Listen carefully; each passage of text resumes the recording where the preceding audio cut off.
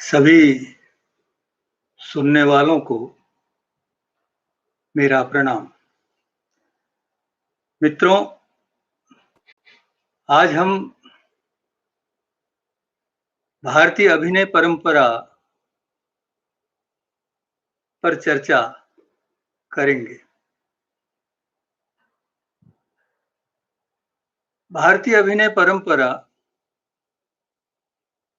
एक सुदीर्घ परंपरा है और जैसा कि आप सभी जानते हैं कि भारतीय नाट्य परंपरा का जो आधार ग्रंथ है, जिसे हम नाट्य शास्त्र कहते हैं, उसमें इस अभिनय परंपरा को विस्तार से बताया गया है।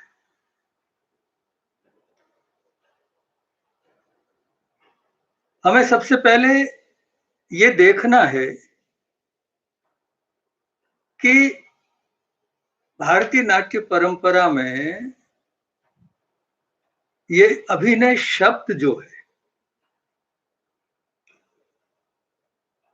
वो नाट्य शास्त्र में कहां आता है।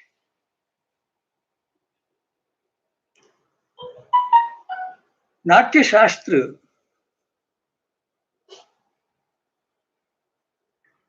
ये बताता है कि जब देवताओं ने ब्रह्मा से मनुष्यों के लिए, सभी वर्णों के लिए पंचम वेद बनाने की विनती की, तब ब्रह्मा इस ओर सक्रिय हुए और उन्होंने 4 वेदों से 4 अंग लेकर ये पंचम वेद बनाया, जिसे नाट्य वेद कहा जाता है। वहीं पर पहली बार शब्द आता है अभिनय। ब्रह्मा ने ऋग्वेद से पाठ्य लिया, सामवेद से गान लिया, यजुर्वेद से अभिनय लिया और अथर्ववेद से रस लेकर उन्होंने इस पंचम वेद की रचना की। मतलब ये कि अभिनय का यजुर्वेद से कोई गहरा रिश्ता है।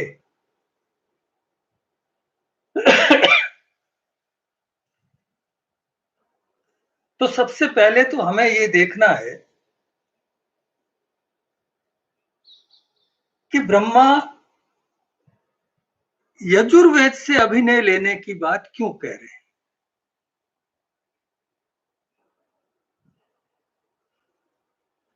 वो अथर्ववेद से अभिनय क्यों नहीं ले रहे, या ऋग्वेद से रस लेने की बात क्यों नहीं कहते हैं। क्योंकि वैदिक परंपरा में उससे पहले ऐसा कोई रेफरेंस नहीं है, कोई संदर्भ नहीं है जो कहीं भी ये संकेत देता हो कि इस श्रुति परंपरा का प्रदर्शन धर्मी कलाओं के साथ भी कोई संबंध बनता है। वो पहली बार हमारे नाट्य शास्त्र में प्रकट होता है। नाट्य शास्त्र की रचना ब्रह्मा ने की और उन्होंने ये 4 अंग जो नाट्य के हैं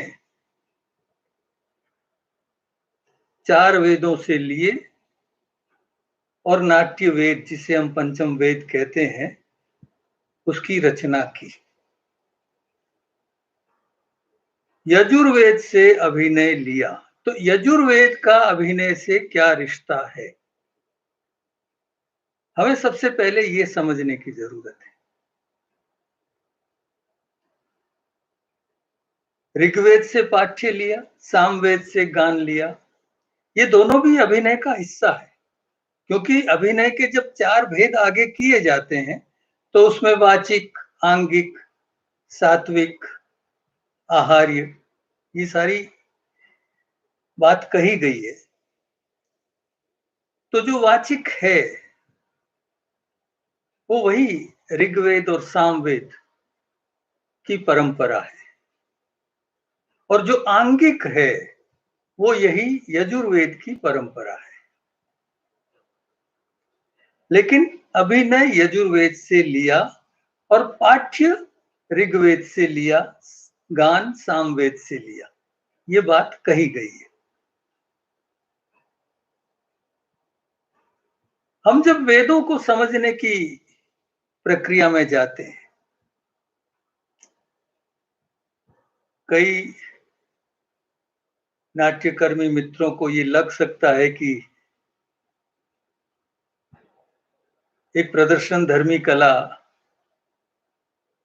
को अनुष्ठानिकता से क्यों जोड़ा जा रहा है।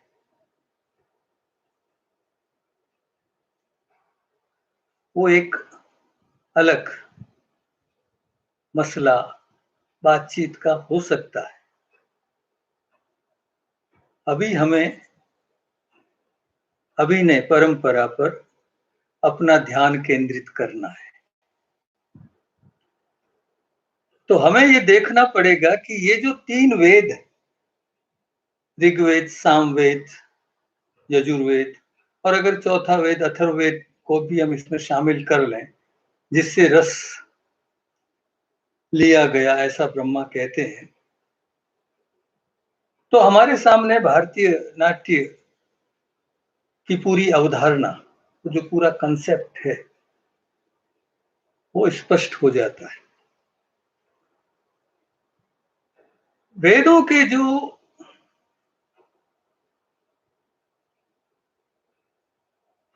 विद्वान माने गए हैं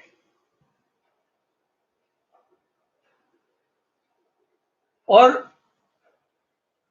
वेदों को व्याख्यायित करने वाले जो ब्राह्मण ग्रंथ हैं या उपनिषद हमारी परंपरा है, उसमें जब हम जाते हैं तो ऋग्वेद का जो ब्राह्मण है, ऐत्रेय ब्राह्मण, वो एक बात कहता है।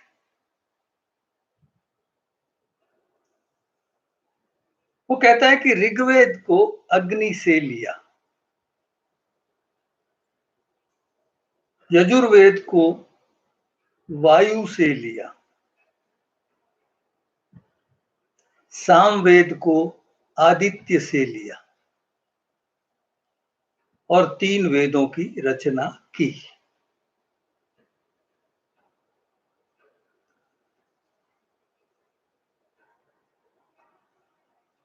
यजुर्वेद को वायु से लिया।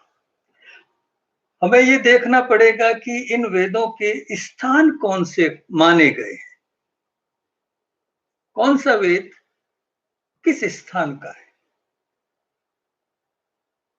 तो ऋग्वेद का स्थान पृथ्वी माना गया है, यजुर्वेद का स्थान अंतरिक्ष माना गया है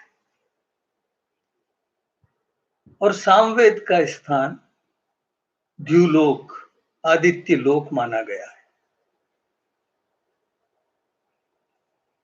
और उनके जो अधिष्ठाता देवता कहे गए हैं वो वही है, अग्नि ऋग्वेद का, यजुर्वेद का वायु और सामवेद का आदित्य।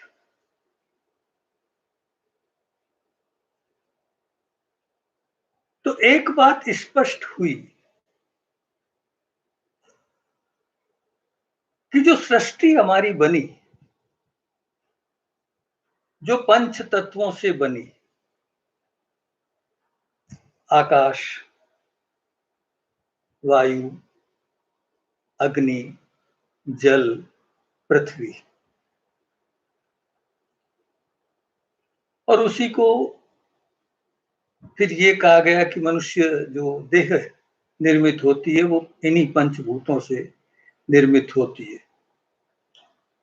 तो इस तरह से व्यष्टि और समष्टि का एक संबंध हमें पता चलता है।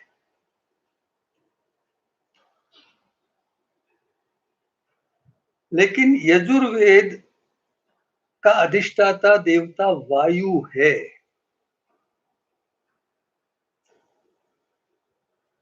तो अभिनय का वायु से क्या रिश्ता बनता है?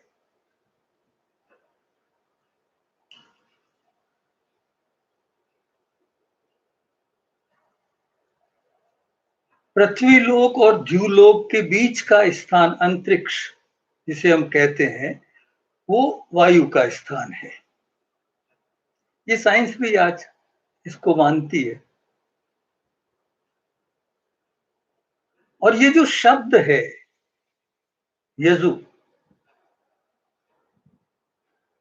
सारा भेद उस शब्द में छुपा हुआ है, अभिनय का।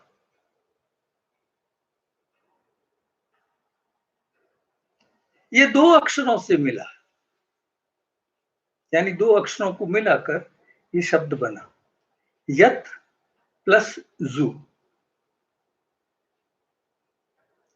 यत का अर्थ है गतिशीलता और जू का अर्थ है स्थिरता।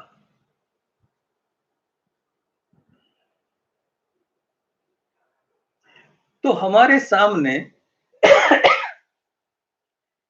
ये स्पष्ट होता है कि अभिनय जो है वो गतिशीलता और स्थिरता के संयोग से निर्मित होता है।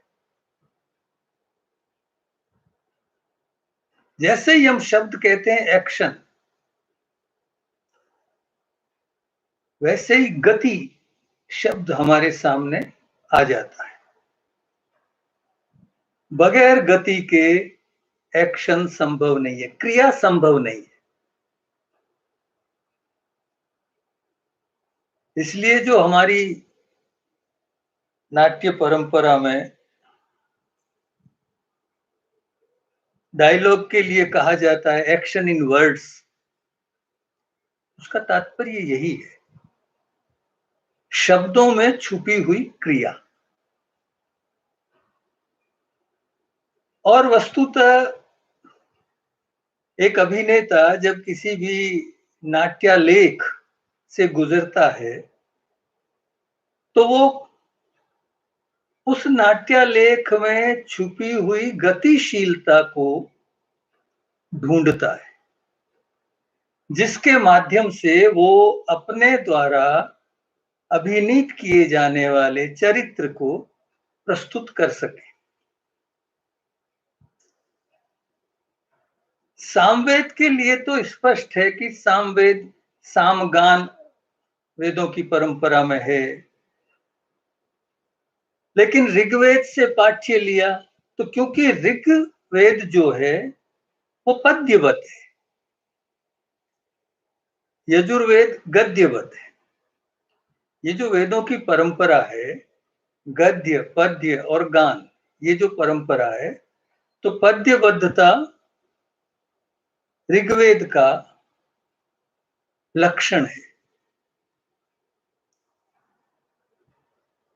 और हमारी नाट्य परंपरा में अभिनय को लेकर जब हम बात करते हैं और खास तौर से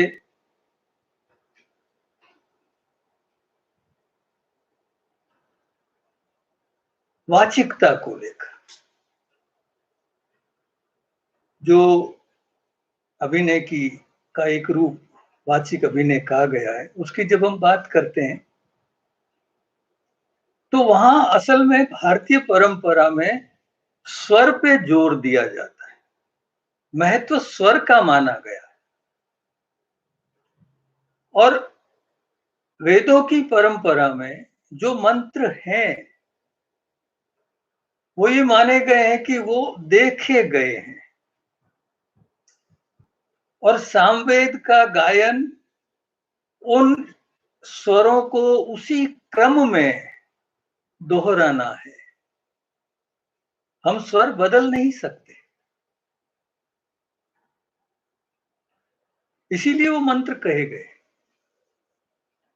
तो ये जो वक्तृत्वता है, बोलने की कला, ये जो ऋग्वेद से पाठ्य लेना है या जो वाचिकता है, वो असल में उस बोलने की कला, उच्चारण, उससे जुड़ा हुआ है अभिनय का वो स्वरूप। और वेदों की व्याख्या करने वाले विशेषज्ञों ने ये भी कहा है कि किसी भी चीज का जो व्रत होता है उसे ऋक कहा जाता है, और उसका जो अंतिम भाग है जहां वो समाप्त होता है उसे साम कहा जाता है, और उन दोनों के बीच का जो हिस्सा है वो यजुर कहा गया है, जहां सारी क्रिया घटित होती है। इसलिए जब नाट्य शास्त्र में ब्रह्मा ये कहते हैं कि यजुर्वेद से अभिनय लिया, तो बहुत गहरा संकेत वो कर रहे हैं, क्योंकि पूरी सृष्टि में जो गतिशीलता है, जो क्रियात्मकता है और स्थिरता का जो संतुलन है, वो अभिनय का आधार है।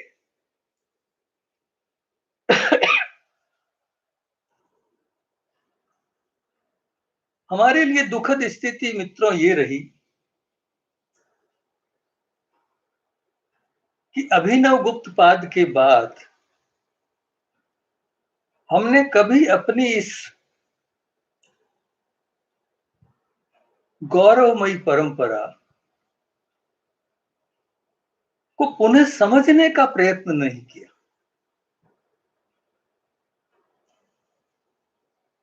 और हमें जो पहले पुराने ग्रंथों में ये जो कहा गया है कि यजुर्वेद से अभिनय लिया, उसका अर्थ ये है कि यजुर्वेद में जो वैदिक कर्म कांड किए जाते हैं उसमें जो काम किया जाता है उससे ये तात्पर्य है।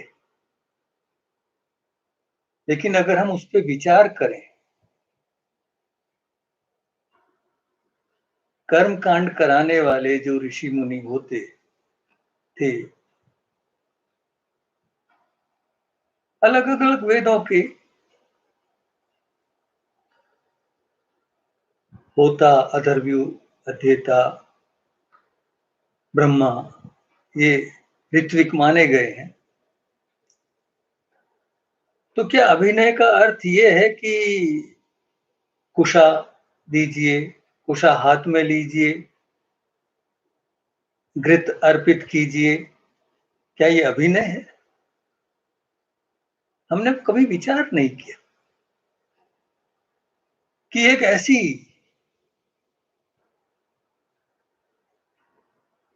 परंपरा जो वेदों से उसका संबंध जोड़ रही है, तो उसका कोई अर्थ गहरा है।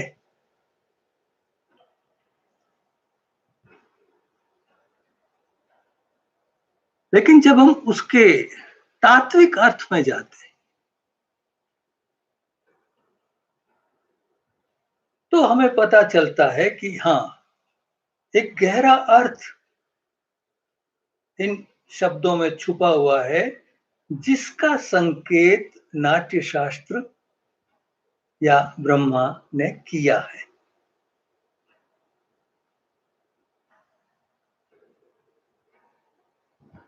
क्रियाशीलता ही अभिनय का आधार मानी गई है। क्या बगैर किसी क्रिया के हम किसी नाट्य की कल्पना कर सकते हैं? क्रिया आवश्यक है, एक्शन।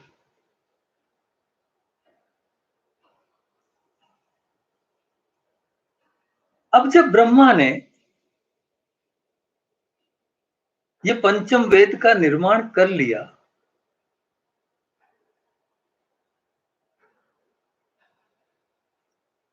तो उन्होंने इंद्र से और अन्य देवताओं से, जिन्होंने उनसे विनती की थी कि आप इन मनुष्यों के लिए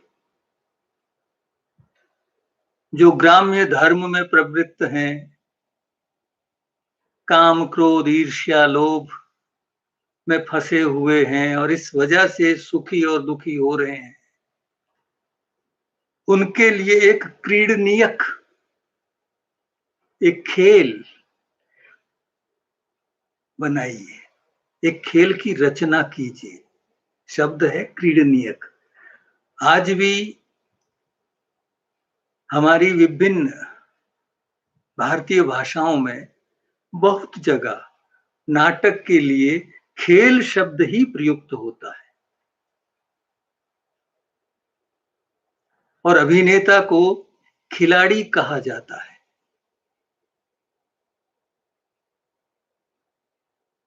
उसका संबंध उस क्रीडनीयक इस शब्द से है।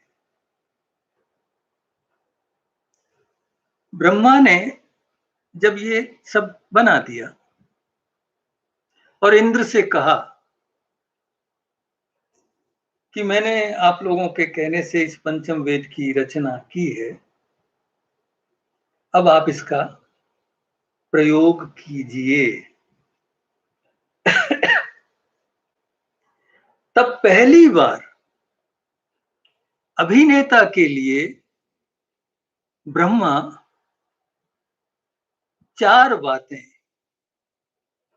बताते हैं। अभिनेता कौन हो सकता है? वो कहते हैं कुशला, विदग्धा, प्रगल्भा, जितश्रमा। जो कुशल हो अपने काम को करने, जो विदग्ध हो,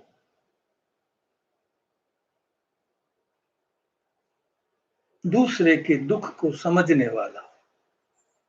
वैसे तो विदग्ध विशेष रूप से जला हुआ, लेकिन विशेष रूप से जला हुआ का अर्थ है जो उस दुख को महसूस करता है अपने दुख की तरह। प्रबलगा, जो वाक चतुर हो,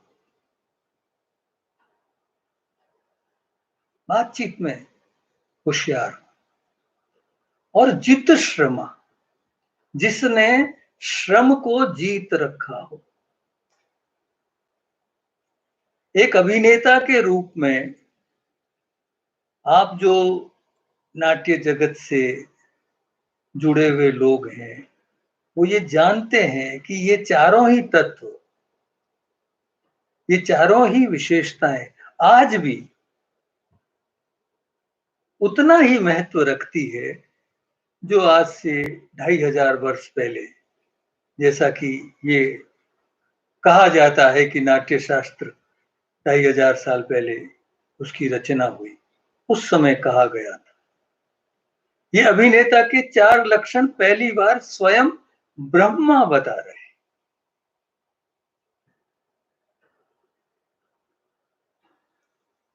अब देवताओं के राजा इंद्र ने ब्रह्मा से जो कहा, हमें उसको ध्यान से देखना है।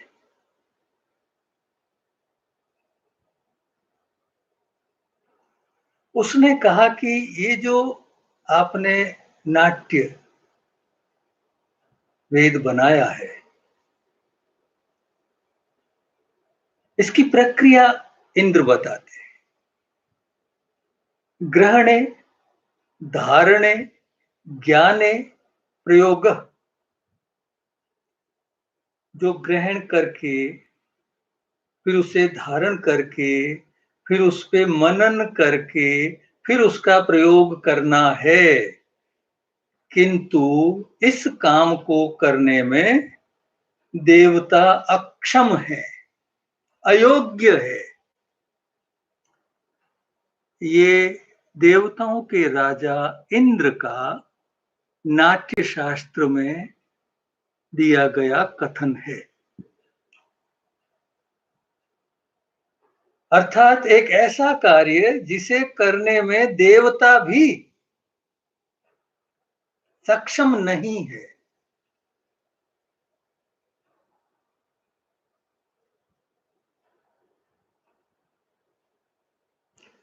तो ब्रह्मा का स्वाभाविक है प्रश्न यही हुआ कि फिर इसे कौन कर सकता है?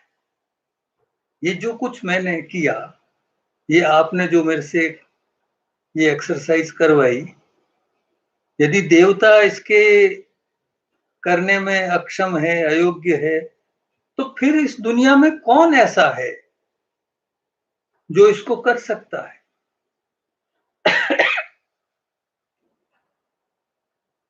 मित्रों, हमारी भारतीय अभिनय परंपरा यहीं से प्रारंभ होती है। कौन कर सकता है? हम किस परंपरा के संवाहक होकर आज इस 21वीं सदी में नाट्य करने को खड़े हैं? हमारी परंपरा कहां से निकली है? ये हम जानेंगे तो हमें बहुत गर्व महसूस होगा। नाट्य को लेकर समाज में जो एक धारणा प्रचलित है,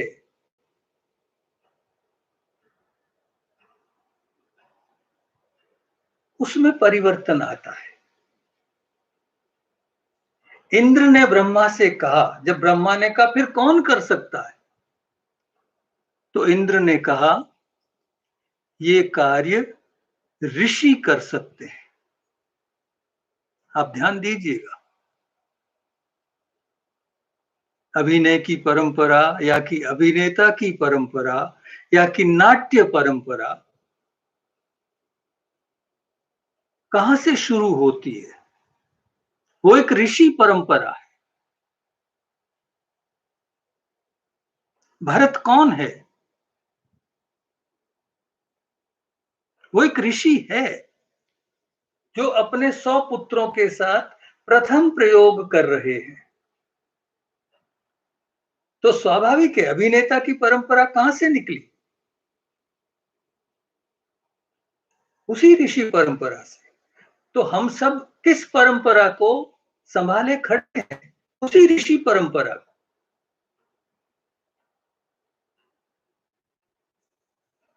मैं समझता हूं विश्व में कहीं भी ऐसा उदाहरण देखने को नहीं मिलेगा जहां ज्ञान के सर्वोच्च स्थान पर प्रतिष्ठित जो व्यक्तित्व है, वो व्यक्तित्व नाट्य को प्रारंभ कर रहा है।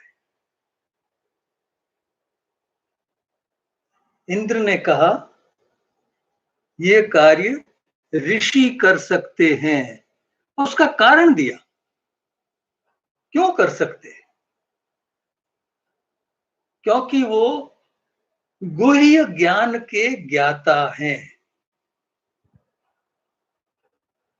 जो ज्ञान छुपा हुआ है उसको वो जानने वाले हैं। और दूसरा कहा कि वो सुव्रती है।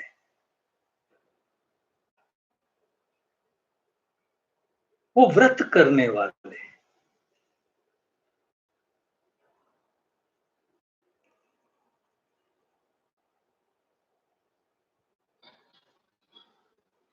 हम नाट्य आज भी जब करते हैं तो इसी परंपरा का निर्वहन। व्रत लेना क्या है मित्रों? एक संकल्प लेना। हम सब ये जानते हैं कि जो भी नाट्य के क्षेत्र में सक्रिय है, पहली शर्त है एक संकल्प। उस संकल्प के बगैर हम नाट्य के क्षेत्र में आगे नहीं बढ़ सकते।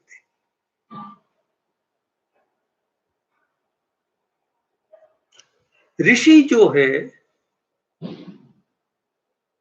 वो स्वाध्याय, तप, व्रत, इन सब चीजों से जुड़ा हुआ है। और जो गुह्य ज्ञान है वो वस्तुतः आत्मज्ञान है। स्वयं को समझना।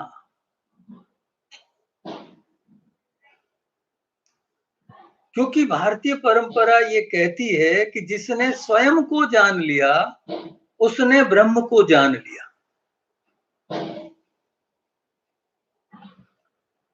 और हमारी जो भारतीय परंपरा है नाट्य की, उसमें नाट्य शास्त्र में ये कहा गया है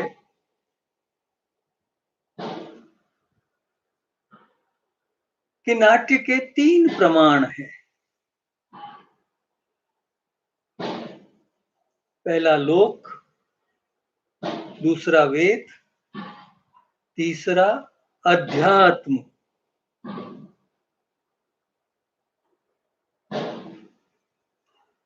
आप देखेंगे कि इन 3 शब्दों में पूरी सृष्टि सिमट जाती है। क्योंकि नाट्य को जब परिभाषित किया ब्रह्मा ने, जब दैत्यों के नायक विरूपाक्ष ने भरत द्वारा किए गए प्रथम प्रयोग पर नाराज होकर ब्रह्मा के सामने अपनी आपत्ति जताई कि आप ये गलत कर रहे हैं, आप देवताओं का मान बढ़ा रहे हैं और दैत्यों को अपमानित किया जा रहा है, और वो सब आपके सामने हो रहा है। तब ब्रह्मा ने जो कहा वो हमारी नाट्य की पहली परिभाषा है। उन्होंने कहा कि ये जो नाट्य है वो देवता या दैत्यों के चरित्र का अनुभावन नहीं है, ये केवल आप तक रुका हुआ नहीं है, ये त्रिलोक के भावों का अनुकीर्तन है। त्रिलोकस्य,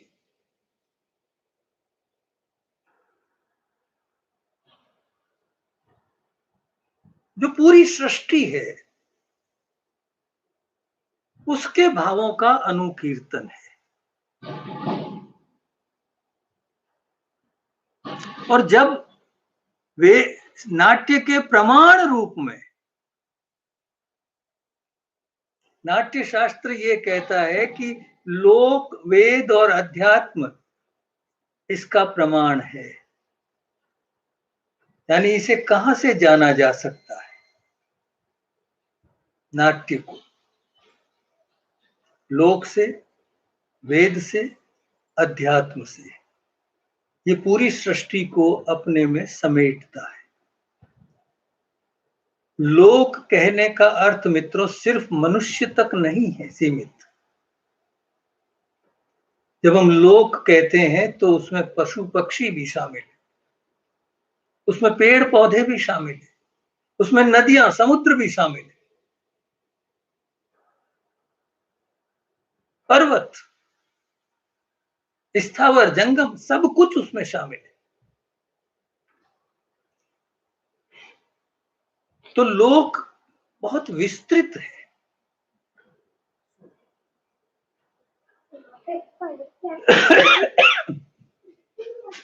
और वेद को तो क्योंकि शुरू से ही ये कहा गया है कि वेद से ही ये नाट्य के तत्व लिए गए हैं, तो स्वाभाविक है वो उसका अंग है। लेकिन फिर तीसरी बात कहते हैं अध्यात्म। इस अध्यात्म को समझना मित्रों बहुत जरूरी है, क्योंकि हम ये मान लेते हैं कि ये वेद, ये अध्यात्म, ये सब धर्म से जुड़ी हुई चीजें, जिनका आज हमारे जीवन में कोई उपयोग नहीं है, कोई महत्व नहीं है।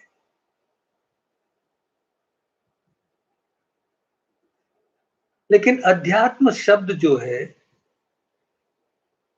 उसका अर्थ अगर हम जानेंगे तो हमें लगेगा कि हाँ, ये तो हमसे ही जुड़ा हुआ है। और नाट्य शास्त्र में जब कहा गया कि अध्यात्म उसका प्रमाण है, तो वो कितना सटीक वक्तव्य है।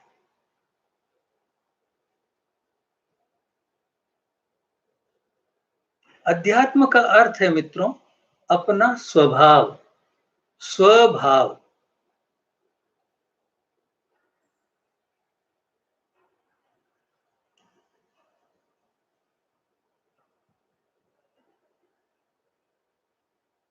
गीता के 8वें अध्याय में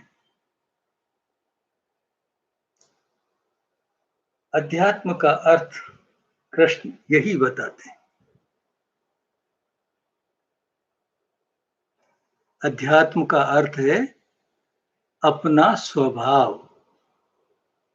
अब यदि आप इन तीनों को एक क्रम में देखें, लोक, वेद और अध्यात्म, तो आपको ये समझ में आएगा कि भारतीय नाट्य परंपरा किस विस्तृत परिवेश को लेकर सामने आती है। क्योंकि कोई भी अभिनेता जब किसी भी चरित्र को निभाने की प्रक्रिया में जाता है, तो वो दो चीजों को पहले स्पष्ट करता है। एक तो उसका अपना स्वभाव अभिनेता के रूप में, दूसरा उस चरित्र का स्वभाव जिसे उसे निभाना है। वो स्वभाव वो नहीं है जो उस अभिनेता का स्वभाव है।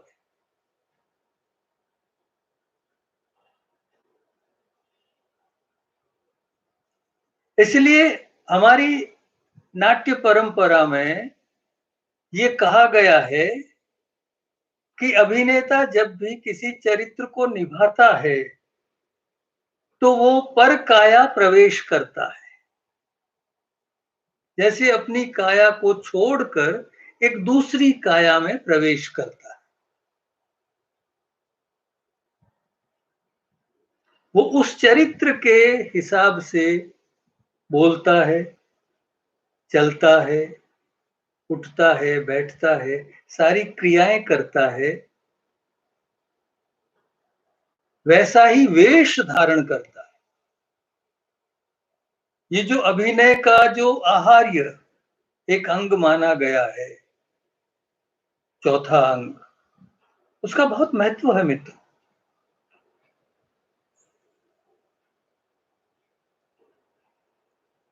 मुझे एक प्राचीन संस्कृत नाटक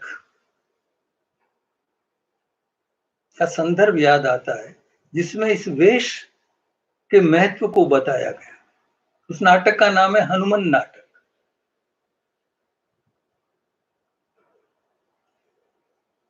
और रामायण के प्रसंग को लेकर उस नाटक में ये बात आती है कि रावण सीता को प्रभावित करने की कोशिश कर रहा है, लेकिन सीता किसी भी प्रकार से मान नहीं रही है। तो रावण कुंभकर्ण को जगाता है और उसे सारी बात बताता है और कहता है कि ये समस्या है मेरे सामने, अब तुम बताओ मुझे क्या करना चाहिए। तो कुंभकर्ण उसे कहते हैं कि क्या इस काम के लिए मेरी नींद खराब की आपने?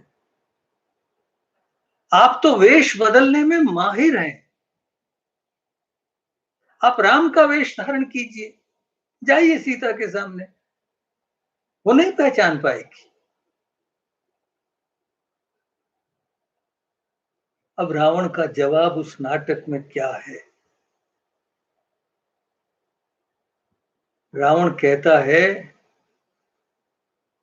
मेरे भाई, मैंने ये प्रयास किया, किंतु जैसे ही मैंने राम का वेश धारण किया, मेरे भीतर से सीता के प्रति जो वासना है वो नष्ट हो गई।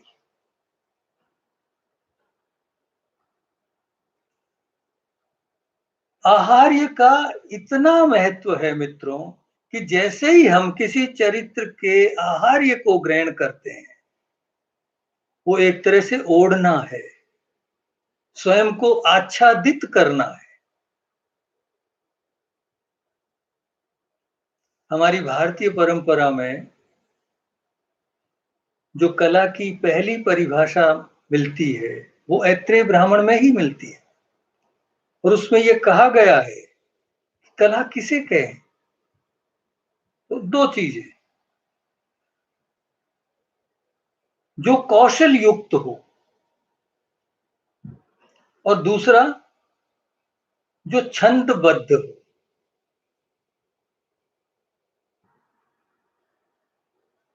यति, गति, लय का एक निश्चित समन्वय हो, एक निश्चित अनुपात हो।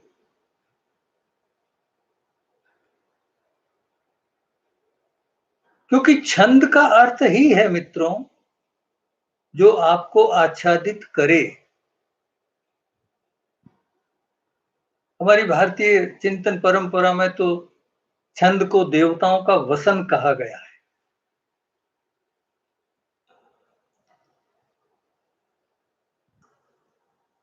इसलिए जब हम एक ऐसी समृद्ध परंपरा के पास जाते हैं या उसका हिस्सा बनते हैं,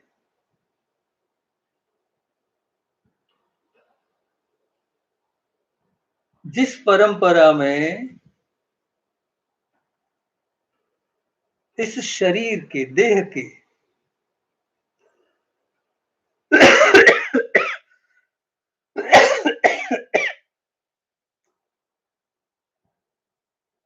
लगभग 350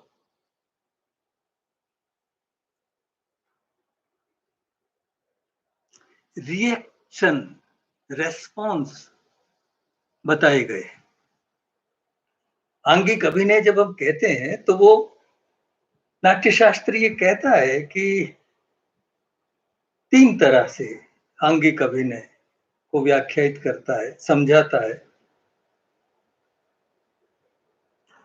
एक तो पूरा शरीर, एक विशेष रूप से मुख, और तीसरा चेष्टाएं। क्योंकि अभिनय में चेष्टा का बहुत महत्व है। आपको मैं याद दिलाऊं कि जब दैत्य ब्रह्मा के समझाने के बाद भी प्रसन्न नहीं हुए, तो उन्होंने चलते प्ले को, यानी परफॉर्मेंस हो रही है उस समय, उन्होंने अभिनेताओं पर अपनी माया का प्रयोग किया और अभिनेताओं को फ्रीज कर दिया। नाट्य शास्त्र कहता है स्तंभित।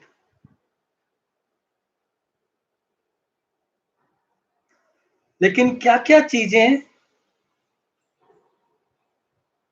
फ्रीज हुई? 3 चीजें बताता है नाट्य शास्त्र कि उन्होंने अभिनेता की वाणी, चेष्टा और स्मृति को स्तंभित कर दिया।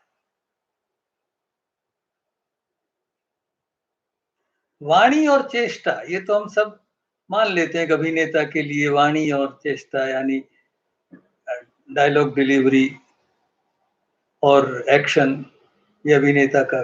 लेकिन वो कहता है स्मृति, क्योंकि सारी प्रक्रिया का जो तंतु है वो स्मृति है। एक अभिनेता के लिए इस स्मृति का होना बहुत महत्वपूर्ण माना गया है, क्योंकि उस स्मृति के सहारे से ही वो अपने चरित्र को गढ़ता है। जिस चरित्र को उसे प्रस्तुत करना है, उस चरित्र के बारे में वो जो कुछ उस चरित्र का खाका बनाता है, उसमें उसकी स्मृति का बहुत गहरा रोल होता है।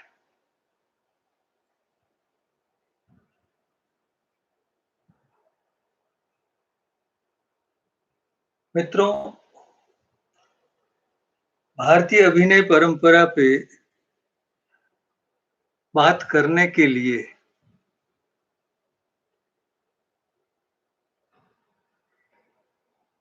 बहुत समय चाहिए।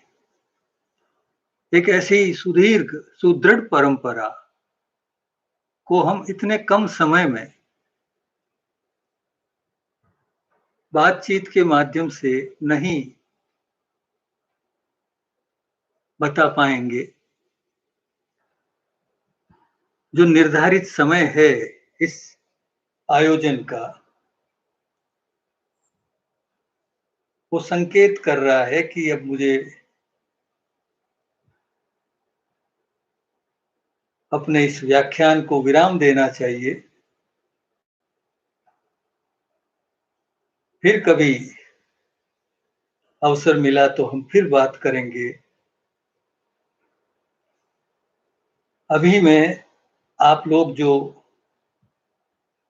इस आयोजन से सीधे जुड़े हैं,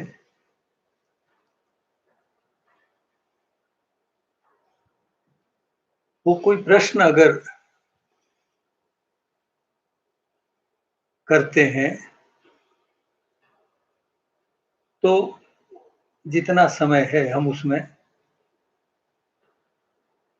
उसका उत्तर देने की कोशिश करेंगे।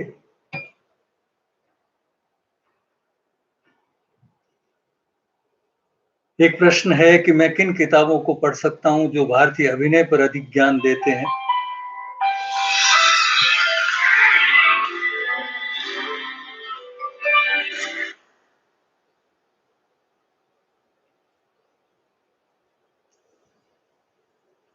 सबसे पहले तो मित्र,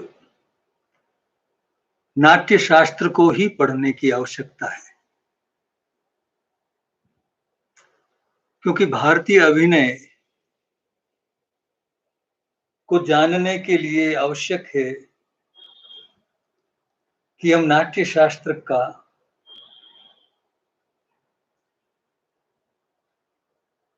ज्ञान प्राप्त करें।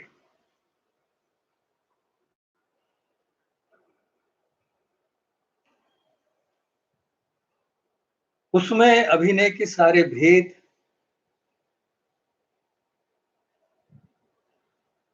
अभिनय की शैलियां, सूक्ष्म से सूक्ष्म जो अंतर है,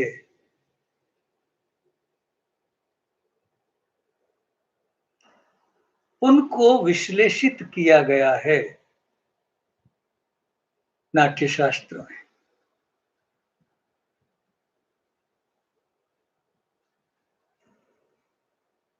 आप चाहें तो अभिनय दर्पण भी पढ़ें, लेकिन आधार ग्रंथ तो नाट्य शास्त्र ही है। और उसमें जैसे ही आप प्रवेश करते हैं तो आपको अपने आप ये पता लगता है कि मुझे और क्या क्या पढ़ना चाहिए। जैसा मैंने अभी बताया कि नाट्य का प्रमाण लोक, वेद और अध्यात्म, इन तीनों को माना गया है। तो इन तीनों से संबंधित जो कुछ है सृष्टि में, वो सब नाट्य का हिस्सा बनता है। और एक अभिनेता को अपना कर्म करते हुए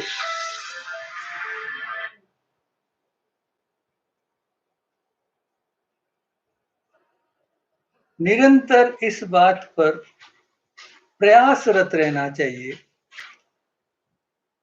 कि वो कैसे अपने उस कार्य को और अच्छी तरह से कर सके।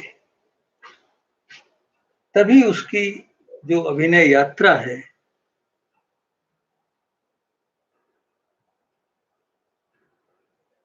वो सफल सिद्ध होगी।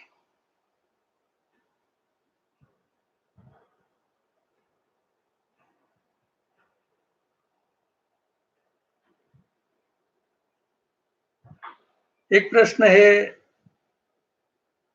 भावानुकीर्तन लोक व्रतानुकरण का अर्थ समझाएं।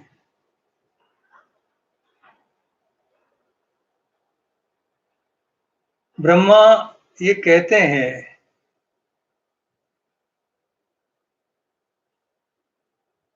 कि जो नाट्य है वो त्रिलोक के भावों का अनुकीर्तन है।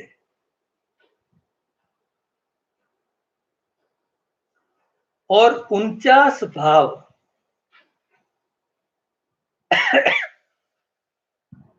माने गए हैं जो मनुष्य देह में होते हैं।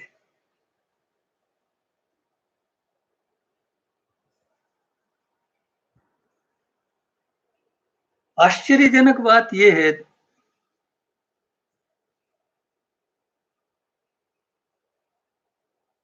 कि 49 ही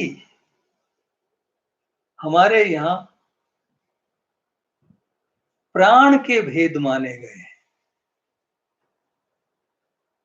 लोक में प्रसिद्ध है 49 पवन, और 49 ही अग्नि के भेद माने गए। और जैसा कि अभी हमने बातचीत में ये साझा किया कि अभिनय का संबंध वायु से है, यानी 49 तरह की वायु को भारतीय चिंतन परंपरा में बताया गया है। जो हमारी उपनिषद परंपरा, पौराणिक परंपरा, वैदिक परंपरा है, उनमें इनके जिक्र आए हैं। और मैं ये कहूंगा कि भारतीय नाट्य की अवधारणा को समझना है मित्रों, तो भारतीय चिंतन परंपरा को समझना पड़ेगा।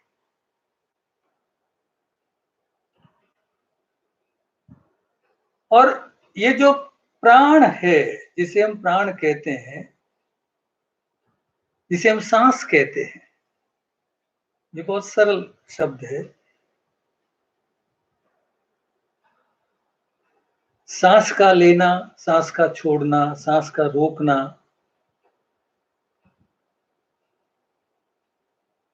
हमारी योग की परंपरा में सांस का बहुत महत्व है। और एक अभिनेता के रूप में भी, जो अभिनेता अभिनय कर्म से जुड़े हुए लोग हैं, वो ये जानते हैं कि सारा खेल सांस का खेल है। आपके देह में जो कुछ परिवर्तन होता है वो सांस की गति से होता है। आपने कभी नोट नहीं किया हो तो अब कीजिएगा कि जब आप बहुत खुश होते हैं तो आपकी सांस की गति अलग होती है, और जब आप बहुत दुख में होते हैं तो सांस की गति अलग होती है। यदि आप साक्षी भाव से अपनी सांस की गति को देख सकें तो आपकी समझ में आ जाएगा कि अगर हम सांस को साध लेते हैं, अभिनेता यदि अपनी सांस को साध लेता है तो जो भाव उसे प्रकट करने हैं वो भाव बिना ही प्रयास के सांस की गति के सहारे से प्रकट होने लगते हैं।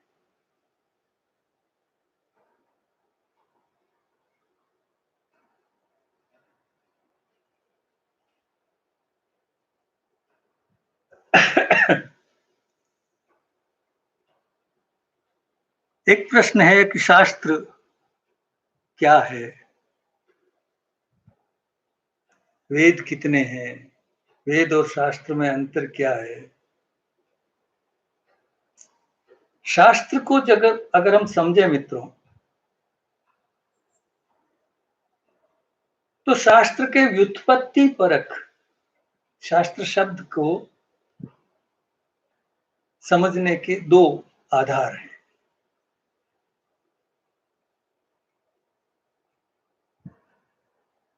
जो शासन करे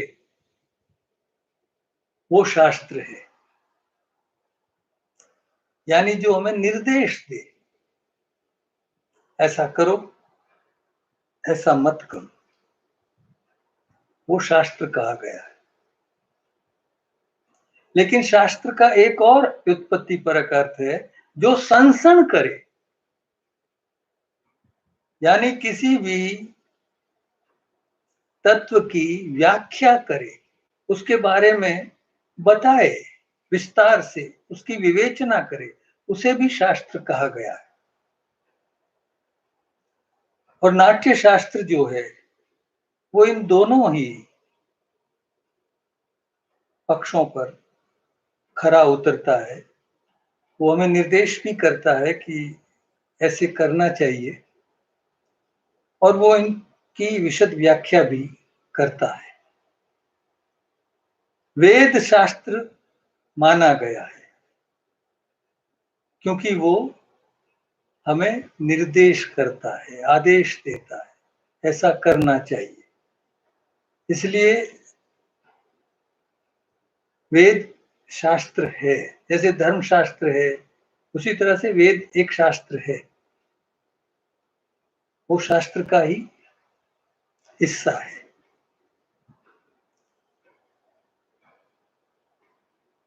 दर्शकों के बारे में प्रश्न पूछा गया है।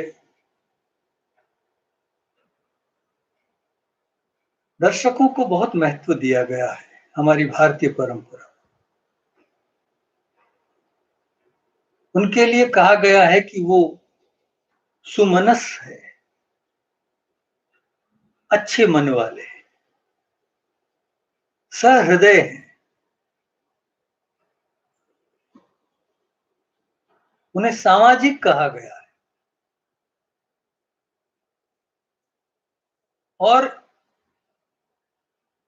ये हम सभी जानते हैं कि नाट्य बगैर दर्शक के नाट्य की कल्पना नहीं की जा सकती। और भारतीय परंपरा में भी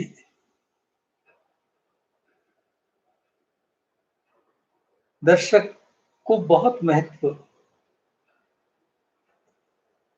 दिया गया है।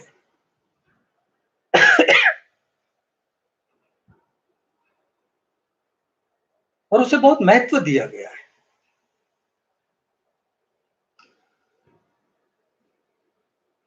सहृदय, इस शब्द से ही ये प्रकट होता है कि नाट्य शास्त्र दर्शक को कितना महत्व दे रहा है।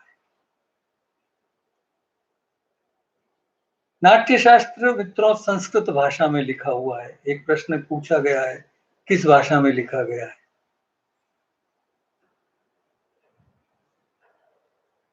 उसकी भाषा संस्कृत है, लेकिन हिंदी में, अंग्रेजी में उसकी टीका उपलब्ध है।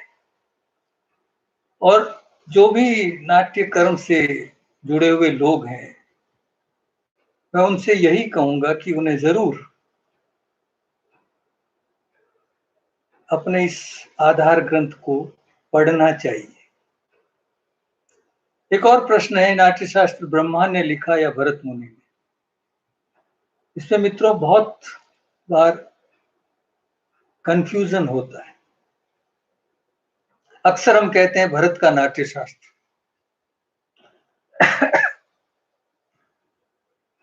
क्योंकि हमने नाट्यशास्त्र नहीं पढ़ा है। हमने सुना है भरत का नाट्यशास्त्र, तो हम ये मानते हैं कि भरत ने ही लिखा है। लेकिन भरत स्वयं नाट्यशास्त्र में ये कहता है, नाट्यशास्त्र के प्रारंभ में ही, जब आत्रेय आदि मुनि भरत से नाट्यशास्त्र की जानकारी लेने के लिए जाते हैं और उससे पूछते हैं कि हमने ये सुना है कि आपने एक नया शास्त्र रचा है, तो बताइए क्यों रचा है, किसके लिए रचा है, उसका परिमाण क्या है, माप क्या है, उद्देश्य क्या है। तब भरत मुनि स्वयं स्पष्ट करते हैं, ये मैंने नहीं रचा है, ये देवताओं के राजा इंद्र एवं अन्य देवताओं की विनती पर पितामह ब्रह्मा ने रचा है। और नाट्यशास्त्र का जो प्रथम अध्याय है, उसमें छठे पद से लेकर, यानी शुरू में दूसरे पद में अत्रेय वगैरह आते हैं, फिर वो प्रश्न करते हैं, और पांचवें छठे पद से भरत उनको जवाब दे रहे हैं, तो उसमें वो ये सारी प्रक्रिया बताते हैं। और जहां वापस इंद्र आदि आकर कहते हैं कि देवता ये काम नहीं कर सकते, ये काम ऋषि कर सकते हैं, तो वो 22वां या 23वां पद है मित्रों। तो ये जो 15-16 पद है, ये प्रारंभ में ही स्पष्ट कर देते हैं कि ये रचा ब्रह्मा ने है। और जब ब्रह्मा ने देवताओं का ये उत्तर सुना, इंद्र का ये उत्तर सुना कि हम नहीं कर सकते, इसे तो ऋषि कर सकते हैं, तब उन्होंने भरत को बुलाया। ये भरत स्वयं कहते हैं कि मुझे उन्होंने फिर बुलाया और मुझे कहा कि तुम अपने पुत्रों के साथ इसका प्रयोग करो। इसलिए ये बहुत स्पष्ट है, नाट्यशास्त्र ही कहता है कि नाट्यशास्त्र ब्रह्मा ने लिखा, लेकिन उसका पहला प्रयोग भरत ने किया। ये मित्रों ठीक वैसी ही स्थिति है कि आज किसी भी नाटककार का, जब हम नाटक खेलते हैं, निर्देशक खेलता है, तो वो नाटककार का नाम गायब कर देता है। वो कहता है फला निर्देशक का ये नाटक। नाटक निर्देशक का नहीं है, वो उसका प्रयोग कर रहा है, वो प्रस्तुति उसकी है, उसका रचनाकार कोई और है। लेकिन फिर होता क्या है, जैसे चरणदास चोर, मेरे को एक उदाहरण याद आ रहा है, हबीब तनवीर का चरणदास चोर। लेकिन चरणदास चोर विजयदान देथा की कहानी है। हबीब तनवीर ने शुरू में तो वो लिखा था, लेकिन बाद में लेखक का नाम गायब हो गया। तो वही स्थिति नाट्य शास्त्र के साथ भी जुड़ी है कि उसका जो रचयिता है उसका नाम गायब हो गया है, और हम भरत के नाम से ही नाट्य शास्त्र को जानते हैं।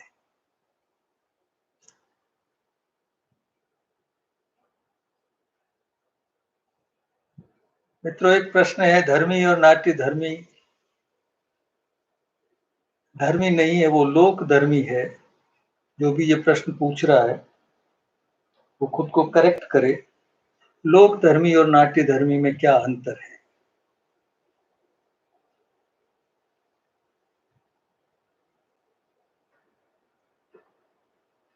नाट्य शास्त्र में नाट्य के 11 अंग कहे गए। उसमें एक अंग धर्मी कहा गया है। रस, अभिनय, भाव, धर्मी, वृत्ति, प्रवृत्ति, सिद्धि, स्वर, गान, आत्योद्य, रंग, इस तरह से करके वो नाट्य के 11 अंग कहे गए हैं। यानी वो रस से रंग तक की यात्रा है।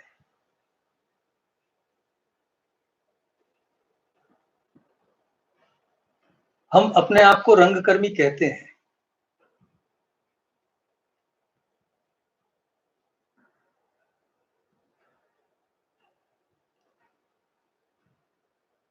लेकिन रंगकर्मी का अर्थ क्या है? ये रंगमंच है, इस रंगमंच का अर्थ क्या है? एक मंच में और रंगमंच में क्या अंतर है? हम जब अपने आप को रंगकर्मी कहते हैं तो क्या हमारा तात्पर्य रंग करने वाले से है, जो घर में रंग करता है, या हम पेंटर हैं? आप कहेंगे नहीं, रंग का अर्थ ये नहीं है। तो रंग का अर्थ क्या है, इसे हमें जानना चाहिए। भारतीय चिंतन परंपरा में हर शब्द की व्युत्पत्ति दी गई है। रंग के लिए कहा गया है रंजयति इति रंग,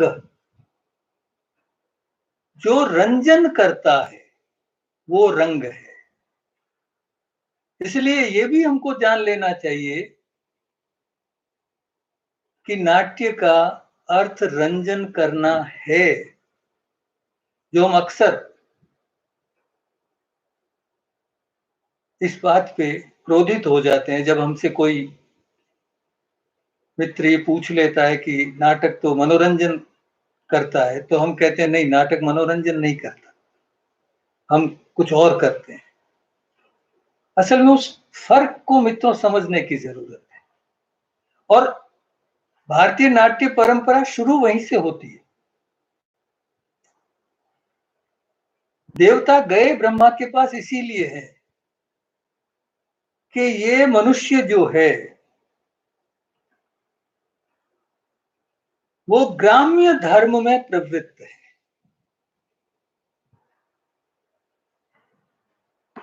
धर्म भी कहा गया है और ग्राम्य शब्द उसके साथ है। तो ग्राम्य धर्म क्या है? जो ऐन्द्रिक सुखों को महत्व देता है उसे ग्राम्य धर्म कहा गया है, और उसे अच्छा नहीं माना गया है, क्योंकि जीवन का उद्देश्य ऐन्द्रिक सुख नहीं है, आत्मिक सुख है।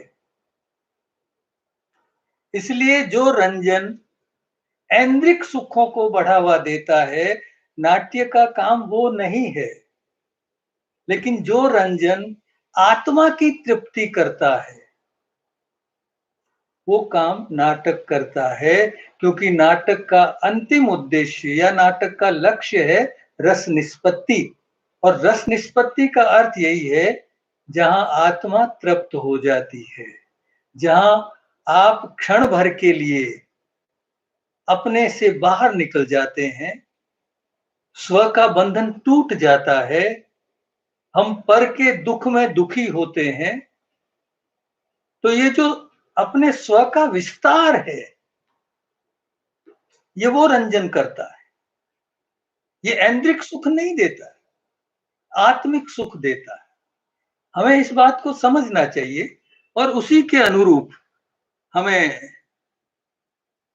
इसका प्रयास करना चाहिए। मित्रों, बहुत से प्रश्न हैं और उसमें समय बहुत चाहिए उसको ठीक से जवाब देने में। फिर कभी समय मिला तो हम जरूर इस विषय पे आगे बात करेंगे। आप सभी इस आयोजन में मेरे साथ शामिल हुए, मैं आप सभी को धन्यवाद देता हूं। धन्यवाद।